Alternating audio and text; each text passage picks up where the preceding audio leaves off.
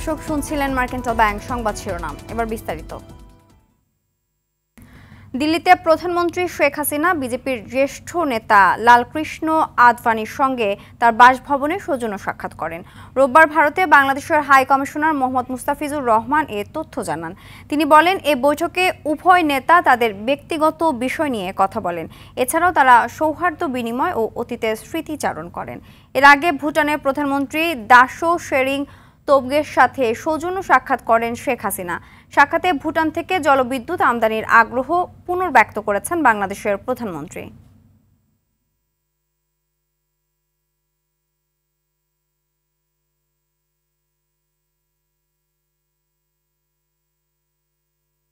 ভবিষ্যতে ভারত ও বাংলাদেশের মধ্যে তিস্তার পানি বন্টন নিয়ে সমঝোতা হওয়ার আশা প্রকাশ করেন পররাষ্ট্রমন্ত্রী ডক্টর হাসান মাহমুদ। বৃহস্পতিবার রাতে ভারতের রাজধানী নয়াদিল্লিতে প্রধানমন্ত্রী শেখ হাসিনার সফর নিয়ে প্রেস ব্রিফিং শেষে তিনি এই আশার কথা জানান। পররাষ্ট্রমন্ত্রী বলেন, নরেন্দ্র মোদীর সঙ্গে একান্ত বৈঠক করেছেন প্রধানমন্ত্রী শেখ হাসিনা। ভারতের এই সরকারের সঙ্গে আগামী 5 বছর সম্পর্ক কেমন যাবে জানতে চাইলে হাসান মাহমুদ বলেন, বাংলাদেশ ভারত সম্পর্ক নতুন উচ্চতায় উন্নীত হয়েছে। দুই দেশের প্রধানমন্ত্রীর নেতৃত্বে আগামী দিনগুলোতে নিশ্চয়ই এই সম্পর্ক আরও গভীর হবে। এতে উপকৃত হবে দুই দেশের মানুষ।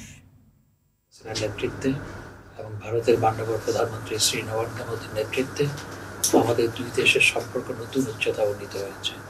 মাননীয় প্রধানমন্ত্রী নেত্রী শেখ হাসিনা তিনি নতুনভাবে নির্বাচিত এবং শপথ গ্রহণের পরপর তার সাথে যে বৈঠক অনুষ্ঠিত হয়েছে সেখানে ভবিষ্যতের দিনগুলোতে আমাদের দুই দেশের সম্পর্ক আরো গভীর হবে বলে আশাবাদ ব্যক্ত করেছেন। চলমান উচ্চ মূল্যস্ফীতি নিয়ন্ত্রণে বাজেটে নেওয়া পদক্ষেপ পর্যাপ্ত নয় বলে মনে করছেন অর্থনীতিবিদরা। ফলে আগের মতোই বাজেটে মূল্যস্ফীতি কমানোর জন্য বড় চ্যালেঞ্জ হবে আসছে অর্থ বছরেও। কেবলমাত্র মুদ্রানীতি দিয়ে মূল্যস্ফীতির চাপ কমানো যাবে না, এজন্য রাজস্ব নীতিও প্রয়োগের তাগিদও দেন তারা। মারুফ রেজার রিপোর্ট। দীর্ঘদিন ধরেই একরকম অস্থিরতা চলছে নিত্যপণ্যের বাজারে।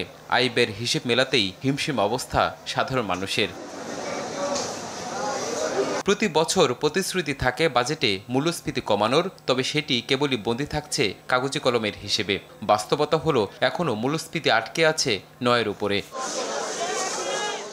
আগামী 2024-25 অর্থ বছরে আবারও মূল্যস্ফীতি কমানোর প্রতিশ্রুতি, লক্ষ্যমাত্রা ধরা হয়েছে 6.5% নামিয়ে আনার। সম্ভাবনার যুক্তি হিসেবে বলা হচ্ছে, বেশ কিছু নিত্যপণ্যের উপর আমদানি শুল্ক কমানো, আকার ছোট রেখে বাজেটের উন্নয়ন ব্যয় বাড়ানো। সুষম বন্টনের মাধ্যমে বিশ্লেষকরা বলছেন, এমন অবস্থাতেও IMF এর ঋণের শর্ত অনুযায়ী রাজস্ব বাড়াতে শুল্ক ও ভ্যাট হার ব্যাপকভাবে বাড়ানোর চাপ কতটুকু সক্ষম এই লক্ষ্যমাত্রা অর্জনে? ডেফিসিট ফাইন্যান্সিং এখনও 2.5 লক্ষ কোটি টাকার বেশি, এবং তার বেশিরভাগই ফাইন্যান্সিং হবে ব্যাংক সিস্টেম থেকে লোন নিয়ে। এগুলি মুদ্রাস্ফীতির লাগাম টানার জন্যে যে খুব ইতিবাচক পদক্ষেপ তা মনে হয় না। আমরা যেটা দেখতে পাচ্ছি যে কৃষি খাতে সরকার ভর্তুকি কমিয়ে দিয়েছেন, এবং এই ভর্তুকি কমানোর মূল কথাটি হলো সরকার সম্ভবত সারের মূল্য বাড়াবেন এবং একই সাথে কৃষিতে ব্যবহৃত বিদ্যুৎ সেচের জন্য সেখানেও হয়তো মূল্য সমন্বয় ইতিমধ্যে হবে বলে ঘোষিত আছে। সুতরাং সেসব কিছুর মাধ্যমেও সরকার কিন্তু ভর্তুকি কমিয়ে দিয়ে এই মূল্যের চাপটি সাধারণ মানুষের উপরে হয়তো চাপ দেবেন, ফলে কৃষির উৎপাদন ব্যয় বৃদ্ধি পাবে। সেটার ফলেও একটা কিন্তু খাদ্যমূল্য পরিস্থিতি বৃদ্ধির কারণ রয়েছে। এছাড়া বাজেটে দেশজ উৎপাদনের প্রবৃদ্ধি, রাজস্ব আদায়, মূল্যস্ফীতির যেসব লক্ষ্যমাত্রা ধরা হয়েছে তা বাস্তবভিত্তিক নয়, কারণ এসব লক্ষ্য অর্জনে যথাযথ ও সুনির্দিষ্ট দিক নির্দেশনা নেই বাজেটে। শুল্ক উইথড্র করবার বিষয়গুলো ছাড়া আর সেরকম সুনির্দিষ্ট কিছু আমাদের কাছে চোখে পড়েনি। বরঞ্চ মূল্যস্ফীতির ক্ষেত্রে যে বাজার বহির্ভূত যে কারণগুলোর আমরা বলে থাকি মূল্যস্ফীতির জন্য অনেকাংশে দায়ী, সেগুলো নিয়ন্ত্রণ বা সেগুলোকে পরিহার করবার জন্য যে ধরনের আইনি সংস্কার, প্রাতিষ্ঠানিক সংস্কার, এ ধরনের উদ্যোগগুলোর এক ধরনের যদি ঘোষণা, নীতিগত ঘোষণাও আসতো, তাহলেও কিছুটা আমরা আশ্বস্ত হতে পারতাম। তবে তারা এও বলছেন, সরকার যেসব যুক্তি তুলে ধরে মূল্যস্ফীতি কমানোর প্রত্যাশা করছে সেটির সঠিক আর সুনির্দিষ্ট গাইডলাইনের মাধ্যমে বাস্তবায়ন আর বাজার ব্যবস্থাপনা মনিটরিংয়ের মাধ্যমে হয়তো কাছাকাছি টার্গেটও পূরণ সম্ভব। মারুফ রেজা, RTV, ঢাকা। রাজধানী জুড়ে দেখা দিয়েছে গ্যাসের তীব্র সংকট। গেল 2 সপ্তাহ ধরে সিএনজি পাম্পগুলোতে গ্যাসের চাপ নেই বললেই চলে। ফলে গভীর রাত পর্যন্ত সিএনজি স্টেশনে থাকছে গাড়ির দীর্ঘ লাইন। শুধু পরিবহন নয়, গ্যাস সংকটে ব্যাহত হচ্ছে শিল্প কারখানার উৎপাদনও। তিতাস জানিয়েছে, ঘূর্ণিঝড় রেমালে ক্ষতিগ্রস্ত একটি ভাসমান এলএনজি টার্মিনাল বন্ধ থাকায় এই সংকট। তীব্র গ্যাস সংকটে একদিকে বেড়েছে ভোগান্তি, অন্যদিকে আর্থিকভাবে ক্ষতিগ্রস্ত হচ্ছেন সিএনজি ও উবার চালকরা। ঢাকার টাঙ্গাইল বঙ্গবন্ধু সেতু মহাসড়কের কালিহাতী উপজেলার পৌলি থেকে সল্লা পর্যন্ত 12 কিলোমিটার এলাকা জুড়ে যানজটের সৃষ্টি হয়েছে। ভোর 6টার দিকে মহাসড়কের আনালিয়া বাড়ি এলাকায় একটি বাসের পেছনে ট্রাক ধাক্কা দিলে ট্রাকটি বিকল হয়ে যায়। এই দুর্ঘটনা থেকে যানজটের সৃষ্টি হয়েছে।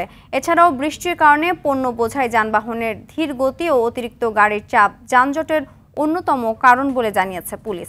এতে করে চরম ভোগান্তিতে পড়েছে এই পথে চলাচলকারী যাত্রী ও চালকরা। তবে সমস্যা সমাধানে কাজ চলছে। বেলা বাড়ার সঙ্গে সঙ্গে যান চলাচল স্বাভাবিক হবে বলে জানিয়েছে পুলিশ।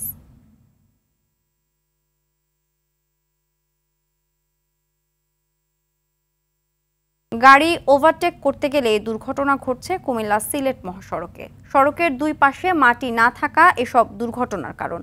মহাসড়কের জাফরগঞ্জ থেকে কোম্পানিগঞ্জ পর্যন্ত 10 কিলোমিটার সড়কে বেশি দুর্ঘটনা ঘটছে। গত 1 বছরে দুর্ঘটনায় প্রায় 25 জন নিহত হয়েছে। কুমিল্লা থেকে আবুল খায়েরের তথ্যচিত্রে জানাচ্ছেন নাদিরা সুলতানা। কুমিল্লা সিলেট মহাসড়কের চরবাকর, বারেরা, চাপানগর, শাইলচর এলাকার সড়কের 2 পাশে মাটি নেই। সড়ক সংস্কারের সময় নামমাত্র মাটি দেয়া হলেও অল্প দিনের মধ্যে তা সরে গেছে। কিছু জায়গায় খাদে পরিণত হয়েছে। এতে ওভারটেক করার সময় গাড়ির চাকা সড়কের পাশে নামলে দুর্ঘটনার শিকার হচ্ছে। 1 বছরে এসব স্থানে শতাধিক দুর্ঘটনায় প্রায় 25 জন প্রাণ হারিয়েছে। পঙ্গু হয়েছে 5 শতাধিক মানুষ। 2 দিন বাদে আপনার গাড়ি অ্যাক্সিডেন্ট হয়, রাস্তার কন্ডিশন ভালো না, করতে গাড়ি পড়ে যায়। উঁচুর কারণে গাড়ি অ্যাক্সিডেন্ট হয়ে যাচ্ছে। নিয়মিত দেখতেছি অ্যাক্সিডেন্ট হচ্ছে। রাস্তার দুনো পাশে 1-1.5 রাত করে খোঁজ, গাড়ি সাইডে যাইতে পারে না, উল্লেই ফিরে যায়, গাড়ি খালো জায়গায়। এই রাস্তার 2 পাশে মাটি না থাকার কারণে দৈনিক 1, 2টা, 4টা অ্যাক্সিডেন্ট হইতেই আছে। অনেক মানুষ মারা যাচ্ছে। আমরা সংশ্লিষ্ট কর্তৃপক্ষের কাছে আশা করব অচিরেই যেন ব্যবস্থা গ্রহণ করে সড়কের পাশে মাটি ফেলে সমান করার কথা জানালেন এই কর্মকর্তা। বাঁকে এবং বিভিন্ন জাংশনে 40-এর উপরে উঠবেন না। সেক্ষেত্রে আমাদের মহাসড়ক আইন যে নতুন হয়েছে, আমাদের কোন সড়কে কি পরিমাণ গতিতে গাড়ি চালাতে হবে সে ব্যাপারে আমরা ব্যাপক সচেতনতা সৃষ্টি করব এবং সবাইকে আইন মেনে চলার পরামর্শ দেব। সড়কের 2 পাশে মাটি ফেলে সমান করা সহ রাস্তা পারাপারে জেব্রা ক্রসিং দেওয়ার দাবি এলাকাবাসীর। নাদিরা সুলতানা, RTV। ক্ষমতার অপব্যবহার করে হিন্দু সম্প্রদায়ের সম্পদ নিজের করে নিয়েছে পুলিশের সাবেক মহাপরিদর্শক বেনজির আহমেদ। ভয়ভীতি দেখিয়ে মাদারীপুরেও গড়েছেন সম্পদের পাহাড়। স্ত্রীর নামেও নামমাত্র মূল্যে কিনেছেন কয়েকশো বিঘা জমি। জমি দিতে রাজি না হওয়ায় সংখ্যালঘু এক পরিবারকে রাতের আধারে জোরপূর্বক ভারতে পাঠানোর ঘটনাও ঘটে। অভিযোগ উঠেছে, স্থানীয়রা প্রতিবাদ করায় উল্টো পুলিশের হামলার শিকার হয়েছে। বিস্তারিত ডেস্ক রিপোর্টে। পুলিশের সাবেক মহাপরিদর্শক বেনজির আহমেদের জবরদখল যেন সারা দেশেই। নতুন করে আলোচনা এসেছে মাদারীপুরের রাজৌর উপজেলার সংখ্যালঘুদের কৃষিজমি। স্থানীয়দের অভিযোগ, সাবেক এই আইজিপি উপজেলার সাতপার গ্রামের ডুমুরিয়া মৌজায় তার স্ত্রী জিশান মির্জার নামে কিনেছেন 276 বিঘা জমি। ক্ষমতার প্রভাব খাটিয়ে সংখ্যালঘুদের কৃষিজমির দলিল নিজ স্ত্রীর নামে করে নেন সাবেক এই আইজিপি। বিভিন্ন গণমাধ্যমে বেনজিরের অনিয়ম ও দুর্নীতির খবর প্রকাশের পর মুখ খুললেন ভুক্তভোগীরা। এই দালাল রাইছে এবং ঘুমাইতে নাই, জমি দাও, জমি দাও, আমি দেবো না। আরে আমার সরকার ভয় যে বাবা চলো মা, তাও তুমি দিয়ে দাও, চাইতে নিয়ে গেছে। রাস্তা সম্পূর্ণ আমাদের জায়গায়, আমাদের ওই ধারে পুকুরিও জাতি দেয় না কোনো, মানে ওই জায়গায় 12-13টা ফ্যামিলির জায়গা আছে, কেউ জাতি পারে না, ওই গেট দিয়ে আমাকে প্রবেশ করতে দেয় না। আমার 50 শতক জমি এই সাবানা পার্ক অ্যান্ড রিসোর্টে জোর করিয়া নিয়ে বালু ভরাট করিয়া সেখানে 3 তলা ভবন তুলে দিচ্ছে। এইসব জমি কেনায় কৌশল অবলম্বন করেন বেনজির। কিছু জমি ক্রয় করে মাটি ভরাটের নামে পাশের জমি জবরদখল করেন। পরে জমির মালিককে বাধ্য করা হয় নামমাত্র মূল্যে জমির দলিল করতে। এতে কাজ না হলে হামলা মামলা তো রয়েছেই। পাশের জমিটা কিনে সেখানে 20 ফুট 30 ফুট মিলিয়ে মাটি ফেলে গেছে, বাধ্যতামূলক এরপর আবার জমি দেওয়া লাগছে। আমাদের আশেপাশের জমি আমাকে 5 দিয়ে ঘেরাও করে জমি কিনে নিয়ে গেছে। সাক্ষাৎকার দেওয়ার পরে সেই দিনই আমাদের এই পাশের বলদলতলি পুলিশ ফাঁড়ির আমিনুল ইসলাম আইসি আমাদের উপরে স্থানীয় জনগণের উপরে লাঠিচার্জ করে। 113টি দলিলের মাধ্যমে স্ত্রী জিশান মির্জার নামে এসব জমি কেনেন সাবেক আইজিপি বেনজির আহমেদ। মূল্য দেখানো হয় প্রায় 10 কোটি টাকা। মিস জিশান মির্জা, স্বামী বেনজির আহমেদ, তারপর ওনাদের ঠিকানা। ওনার নামে আমি দেখতেছি এই অফিসে 21 সাল থেকে 22 সালের আগস্ট মাসের 16 তারিখ পর্যন্ত 113টা দলিল রেজিস্ট্রি হয়েছে। কোনো ব্যক্তির সম্পত্তি জোরপূর্বক দখলের অভিযোগ উঠলে আইনি ব্যবস্থা নেওয়ার আশ্বাস জেলা প্রশাসনের। কেউ যদি কারো সম্পত্তির ভিতরে যদি অবৈধভাবে জোরপূর্বকভাবে যদি সেই সম্পত্তি থেকে যদি তাকে উচ্ছেদ করতে চায়, তাহলে সেই ক্ষেত্রে আমাদের সিআরপিসির 107 অথবা সেকশন 145 অনুযায়ী এক্সিকিউটিভ কোর্ট আদালতে ওরা অভিযোগ আনতে পারে এবং সেইভাবে আদালত যেভাবে সিদ্ধান্ত উপনীত হয় অ্যাডমিনিস্ট্রেশনের পক্ষ থেকে সেইভাবে অ্যাসিস্ট্যান্সের এনশিওর করা হবে। Desk report RTV।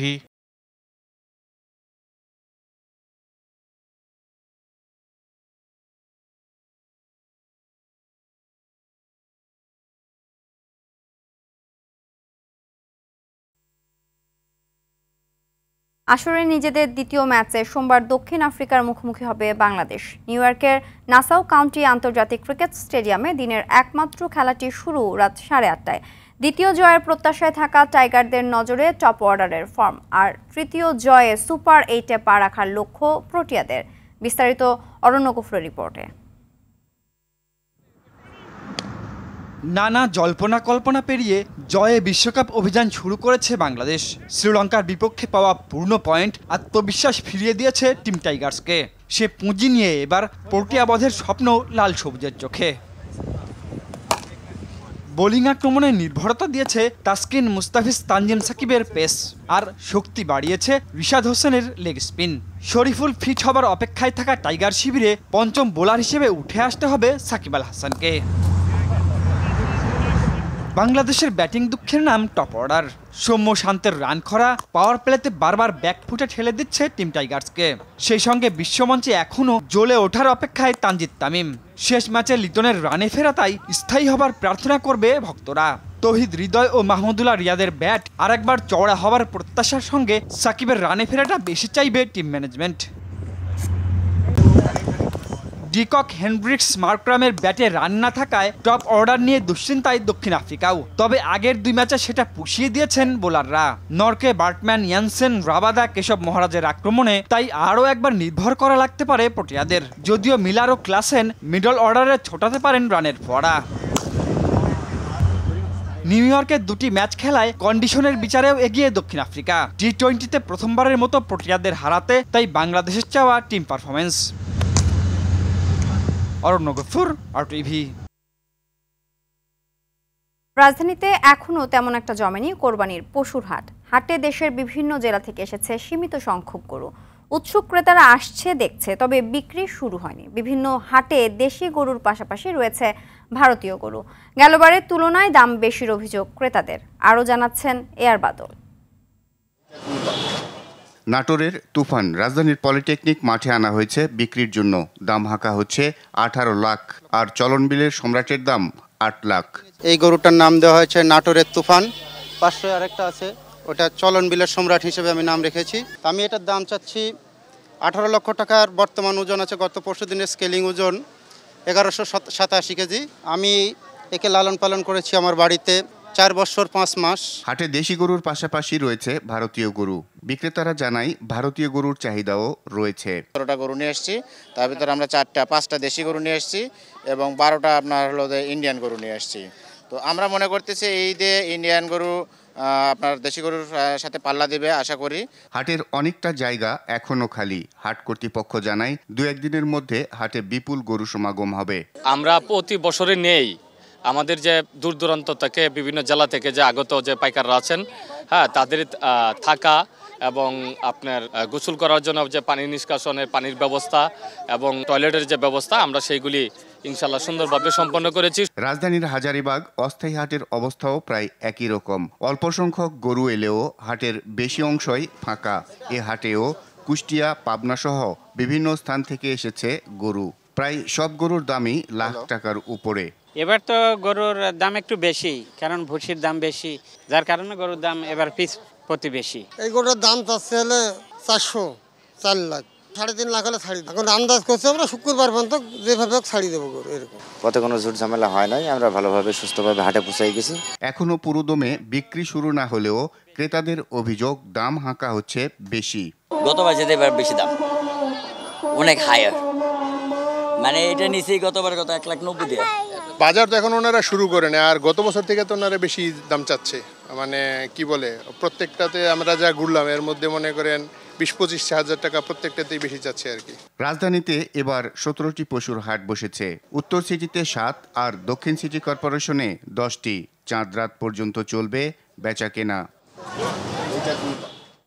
আর বাদল, RTV, ঢাকা। দর্শক, এই মুহূর্তে রাজধানীর তেজগাঁও পলিটেকনিক পশুর হাট থেকে সরাসরি যোগ দিচ্ছেন সহকর্মী দীপ্ত চন্দ্র পাল। দীপ্ত, হাটে পশুর আমদানি কেমন দেখছেন, এছাড়া বেচা বিক্রি কেমন দেখছেন জানাবেন। সিনথিয়া, আমি এখন রয়েছি রাজধানীর তেজগাঁও পলিটেকনিক গরুর হাটে। এখানে কিন্তু গরুর আমদানি যদি বলি যে প্রতিদিনই কিন্তু নতুন নতুন গরু আসছে দেশের বিভিন্ন অঞ্চল থেকে। শুধু দেশি গরু নয়, আমরা এই হাটে দেখেছি যে বিদেশি, ইন্ডিয়ান, পাকিস্তানি এবং ভুটানেরও অনেক গরু এসেছে এই হাটে। এবং বেচা বিক্রির কথা যদি বলি, এখনও কিন্তু আসলে পুরো দমে ওরকম বেচা বিক্রি শুরু হয়নি। মানুষ কিন্তু আসছে হাটগুলো ঘুরে দেখার জন্য আসলে কোন হাটে কী গরু রয়েছে। তারপরে কিন্তু ধরেন যেহেতু ঈদের আরও 7 দিন বাকি রয়েছে, তারা কিন্তু যেহেতু জানেন যে ঢাকায় কিন্তু গরু কেনার পরে রাখার একটা ঝামেলা তৈরি হয়, তাই কিন্তু তারা বেশিরভাগ সময় কিন্তু চান রাত বা তার 2-1 দিন আগে থেকেই গরু কেনা শুরু করে। এবং এখন কিন্তু ক্রেতারা বিভিন্ন হাটে আসছে এবং আমরা হাটগুলো ঘুরে দেখেছি। এখনও কিন্তু হাটগুলো পুরোপুরি জমে ওঠেনি, হাটগুলো কিন্তু এখনও অনেকাংশে ফাঁকা রয়েছে। এখনও কিন্তু তাদের যে প্রস্তুতি, ত্রিপল টানানো সহ, বাঁশ লাগানো সহ সেই কাজগুলো কিন্তু চলছে। এবং আমরা তবে বেশ কিছু গরু এসেছে, আমরা যদি একটু দেখানোর চেষ্টা করি। এখানে কিন্তু নাটোরের সিংড়া থেকে একটি গরু এসেছে। এই ব্যাপারই কিন্তু প্রায় 40টির মতো গরু এনেছে। তার ভিতরে সবথেকে বড় গরু যদি বলি যে লালচান গরু, যার দাম হাঁকা হচ্ছে প্রায় 6 লাখ টাকা এবং যার ওজন 18 থেকে 20 মণ হবে বলে জানিয়েছেন ব্যাপারী।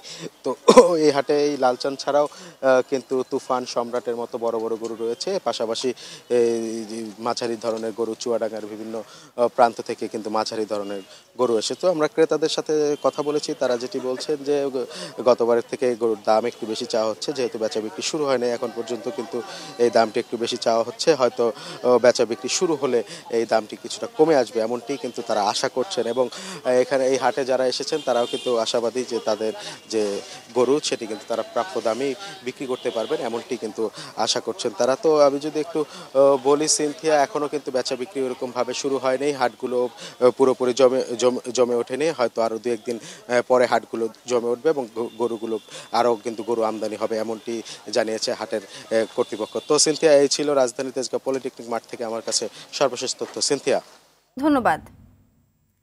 দর্শক, এই বিষয়ে আরও জানাতে চুয়াডাঙ্গায় থেকে যোগ দিচ্ছেন আমাদের সহকর্মী জহির রায়হান।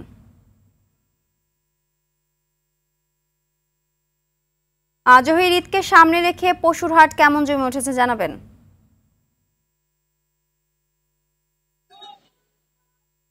সিনথিয়া, আসলে রাজধানীর যে হাটের তথ্য একটু আগে আমাদের সহকর্মী জানাচ্ছেন, যেমন কিন্তু সকাল থেকে আমাদের চুয়াডাঙ্গা জেলার যে পশু হাট আছে, আমি এখন দাঁড়িয়ে আছি চুয়াডাঙ্গা জেলার সবচেয়ে বড় একটি পশু হাট, টুকটুকি পশু হাট। এই হাটে কিন্তু সকাল থেকে যারা খামারি তাদের গরু কিন্তু আনতে শুরু করছেন। আজ সকাল থেকে কিন্তু তীব্র গরম ও ভাবসা গরম, এই ভাবসা গরম তীব্র যে তাপ, সে তাপ উপেক্ষা করে কিন্তু হাটে তারা তাদের গরু নিয়ে আসতে শুরু করেছেন। আমি যদি একটু পিছনে দেখাতে চাই, আমার পিছনে দেখছেন যে গরু, অনেক ধরনের গরু, বিভিন্ন জাতের গরু কিন্তু খামারেরা এই হাটে নিয়ে এসেছেন। বিশেষ করে দেশি জাতের গরু চাহিদা থাকায় কিন্তু এবার খামারেরা দেশি জাতের গরু কিন্তু হাটে নিয়ে আসছেন। এবং এখানে যে একটি তথ্য জানিয়ে রাখি, যারা ক্রেতা আছে তারা আছেন এই হাটে, তারা কিন্তু যে দেশি জাতের গরু, এই দেশি জাতের গরু কিন্তু বেশি কিনছেন। বিশেষ করে 1 লাখ থেকে 1,20,000 20,000 টাকা মূল্যের যে গরুগুলো আছে এগুলো কিন্তু এই হাটে সবচেয়ে বেশি বিক্রি হচ্ছে বলে জানিয়েছেন খামারিরা। আর যে বড় গরুগুলো আছে এগুলো কিন্তু খুব একটা চাহিদা এই হাটে নেই। আর হাটে কিন্তু অজ্ঞান পার্টির যে তৎপরতা সেটা বেশি। আমরা দেখেছি গত কয়েকটা হাটে কিন্তু অভিযান চালিয়ে পুলিশ কিন্তু অজ্ঞান পার্টির 6 সদস্য কিন্তু গ্রেপ্তার করেছে এবং হাট কর্তৃপক্ষ পক্ষ থেকে এবং পুলিশের পক্ষ থেকে কিন্তু বারবার সতর্ক করা হচ্ছে ক্রেতা এবং বিক্রেতাদের। আর প্রাণী সম্পদ অফিসের যে মেডিকেল টিম তা কিন্তু সব হাটে কাজ করছে, সঠিক পরামর্শ কিন্তু তারা দিচ্ছে। তো এই ছিল চুয়াডাঙ্গা থেকে আমার কাছে পশু হাটের সর্বশেষ। ধন্যবাদ। রাজধানী জুড়ে দেখা দিয়েছে গ্যাসের তীব্র সংকট। দর্শক, রাজধানীর কারওয়ান বাজার থেকে গ্যাস সংকট নিয়ে ভোগান্তির খবর জানাচ্ছেন এয়ার বাদল। বাদল, গ্যাস সংকট কেটেছে কিনা, তিতাস কি বলছে সংকটের বিষয়ে জানাবেন? এখনো সংকট কাটেনি, চরম সংকট ধারণ করেছে। বিশেষ করে যারা সিএনজি অটোরিকশা চালান তাদের বেশি ভোগান্তিতে পড়তে হচ্ছে। তারা বলছেন যে তাদের গ্যাসের চাপ না থাকার কারণে তাদেরকে ভোর রাত থেকে সিএনজি পাম্পগুলোতে দাঁড়াতে হচ্ছে এবং সামান্য কিছু গ্যাস পাচ্ছেন চাপ না থাকার কারণে, যে কারণে দিনে 3-4 বার করে তাদেরকে গ্যাস নিতে হচ্ছে এবং ট্রিপ মারতে পারছেন না, যে কারণে তাদের ভোগান্তি বেড়েছে। এবং দেখছেন আপনি গাড়ির লাইন, সিরিয়াল, কেউ ঘন্টা 1 ঘন্টা, কেউ 2 ঘন্টা 3 ঘন্টা পর্যন্ত এখানে অপেক্ষা করছেন গ্যাসের জন্য, কিন্তু গ্যাস চাপ কম থাকার কারণে কাঙ্ক্ষিত গ্যাস পাচ্ছেন না এবং যেটুকু পাচ্ছেন সেটুকু নিয়েই তাদেরকে পথে বের হতে হচ্ছে। তো এই গ্যাস না থাকার কারণে যারা সিএনজি চালিত যেসব প্রাইভেট কার বা ব্যক্তিগত গাড়ি, সিএনজি অটোরিকশা সবাই মোটামুটি বিপাকে পড়েছেন। এছাড়া আমরা খবর নিয়ে জেনেছি যে বাসা বাড়িতেও গ্যাসের কিছুটা চাপ কম রয়েছে। এর পেছনে কারণ হিসেবে যেটি আমরা জানতে পারছি যে গ্যাসের আসলে যে প্রেশার কেন্দ্রীয়ভাবে সেটি কমে যাওয়ার কারণে এই অবস্থা তৈরি হচ্ছে। একজন সিএনজি চালকের সাথে কথা বলবো, যিনি সিএনজি অটোরিকশা চালায়। আপনি কখন থেকে অপেক্ষা করছেন এবং কি ধরনের সমস্যা হচ্ছে আপনাদের? আমাদের গ্যাস নেই, গ্যাসের বিরাট সমস্যা। আমাকে তো সিএনজিতে গ্যাস দিতেই চায় না, খালি সব সমস্ত প্রাইভেট সিএনজি ঢুকবারই দেয় না, বুঝছেন। সকাল 5টা বাজে উঠি হওয়াতে উঠে 1 ঘন্টা সিরিয়াল লাগায় গ্যাস পাইছি 40 টাকা, মানে এক টিপ মারছি গ্যাস শেষ। এখন এই পাম্পে খাড়া রয়েছি, প্রাইভেটের সিরিয়াল গেছে মনে করেন ওই চৌরাস্তা ছেড়ে, এখন ওই পাম্প আলাদা করতে হচ্ছে সিরিয়াল আহ সিরিয়ালের তো আমরা গ্যাস পাবোই না। আমরা জমা কীভাবে দেবো, কীভাবে বাল বাচ্চা পোলামা নিয়ে বাঁচুন, আমরা খুব একটা সমস্যা আছে।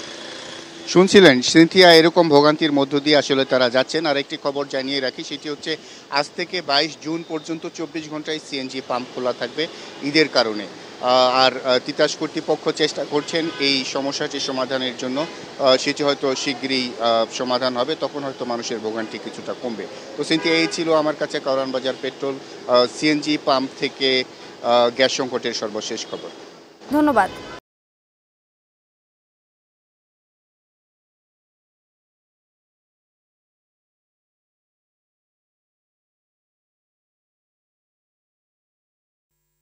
ফিলিস্তিনের অবরুদ্ধ গাজা উপত্যকায় বর্বর ইসরায়েলের হামলায় নিহত হয়েছে আরও 274 ফিলিস্তিনি। এতে করে উপত্যকাটিতে নিহতের সংখ্যা 37,000 ছাড়িয়েছে। ইসরায়েলের এই হামলায় নিহতদের বেশিরভাগই নারী ও শিশু। এদিকে ইসরায়েলি যুদ্ধকালীন মন্ত্রিসভায় মতবিরোধ চরমে পৌঁছেছে। এর জেরে পদত্যাগ করেছেন মন্ত্রিসভার গুরুত্বপূর্ণ সদস্য ও যুদ্ধকালীন মন্ত্রী বেনি গান্তজ। তার এই পদত্যাগ প্রধানমন্ত্রী বেনিয়ামিন নেতানিয়াহুর জন্য চরম এক ধাক্কা হিসেবেই দেখা হচ্ছে। বেনি গান্তজ বলেন, প্রকৃত বিজয়ের দিকে এগিয়ে যেতে বাধা দিচ্ছেন নেতানিয়াহু। তবে গান্তজের বক্তব্যকে অনর্থক আখ্যা দিয়ে প্রধানমন্ত্রী নেতানিয়াহু বলেছেন, এ ধরনের বক্তব্য ইসরায়েলের জন্য পরাজয়ের শামিল। সকালের সংবাদ এ পর্যন্তই। সবশেষ সংবাদ জানতে যে কোনো মোবাইল ফোন থেকে 24141 নম্বরে ডায়াল করুন। মধ্যাহ্নের সংবাদ দুপুর 12টায় দেখার আমন্ত্রণ রইল। ধন্যবাদ সবাইকে।